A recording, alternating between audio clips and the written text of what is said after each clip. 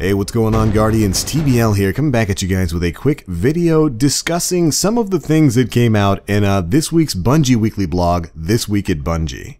There were some important things brought up during the blog that's kind of got the community up in a tizzy right now, but sort of in a good way. And that's because it's centered around the conversation of networking in Destiny 2. The quotes we're about to go over come from Destiny 2 engineering lead Matt Seeger, who had this to say. We've seen a lot of people asking about how the networking model works for Destiny 2.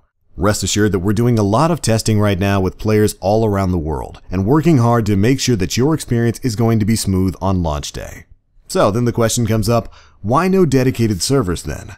Matt answered, every activity in Destiny 2 is hosted by one of our servers. This means you'll never again suffer a host migration during your raid attempt or trials match. Now, this differs from Destiny 1, where these hosting duties were performed by player consoles and only script and mission logic ran in the data center.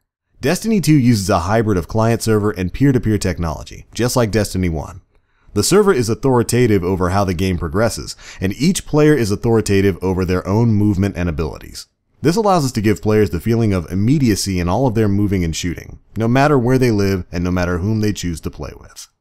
Which, if I may interject right there, is good and ultimately not surprising, as it's the same basic system that's currently available in Destiny 1 and to a greater extent a lot of other Activision titles like Call of Duty. While the game world is overall reliant upon data from their home server, information about player movement, location, and actions like shooting and jumping and all of that is reliant upon that person's individual connection. Which is certainly a system that works, but does tend to run into problems when you account for other things like latency and server tick rate.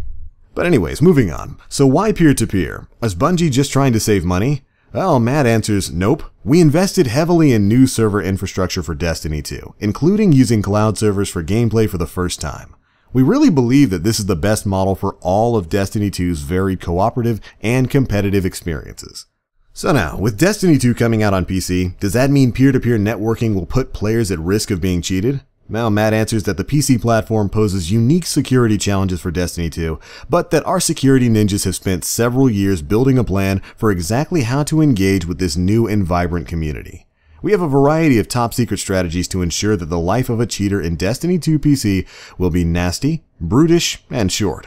And regardless of what platform you play on, all changes to your persistent character are communicated directly to our secure data center with no peer-to-peer interference. Now, this is exciting because it means your character is going to be stored on Bungie servers, which is nice and certainly lends credence to the idea that a unified account across platforms should theoretically be possible, although at this time I do believe Bungie has denied that that's going to be the case, which makes me sad. But anyways, on to the next question. So, does this mean I'll never see a player warp around the map or shoot me through a wall again? To which Matt answers, we think those controller-throwing lag-induced moments will be reduced for Destiny 2, but we can't promise that they'll be eliminated. And so after that, they go on to talk a bit about the Destiny beta that's going to be coming up later this summer and how they're going to use it as a test for their new matchmaking settings. And ultimately, there's a lot of encouraging news here coming from Bungie, specifically talking about the fact that they've upped their infrastructure a bit. It should make games feel a little bit more snappy because we all definitely know how laggy the experience could get in Destiny 1.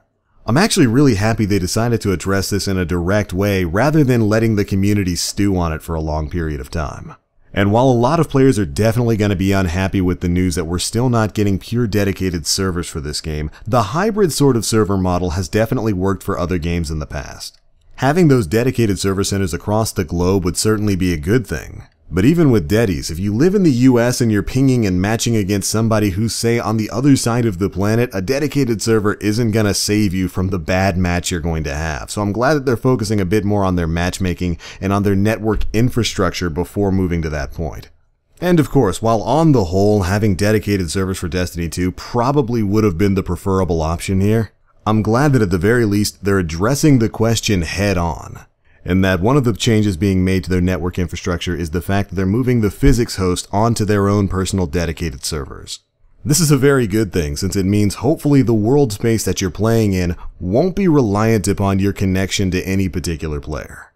It's not going to fix all of the networking issues with Destiny, but that's a very big, very good change on its own. And hopefully we'll be learning and experiencing more about how these network infrastructure changes are going to benefit Destiny 2 in the coming months. since we do have a beta supposedly coming soon that, once again, we don't get any real mention of a date on. We'll hopefully learn more at E3, which is just a few weeks away. But for now, that's pretty much it for the big news. Be sure to let us know what you Guardians think of this change down in the comment section below. Do you think it's going to make a difference, or were you hoping for a more dedicated solution? That's it for this one, guys. Thanks so much for watching, and as always, I am the Black Link. You Guardians, stay frosty.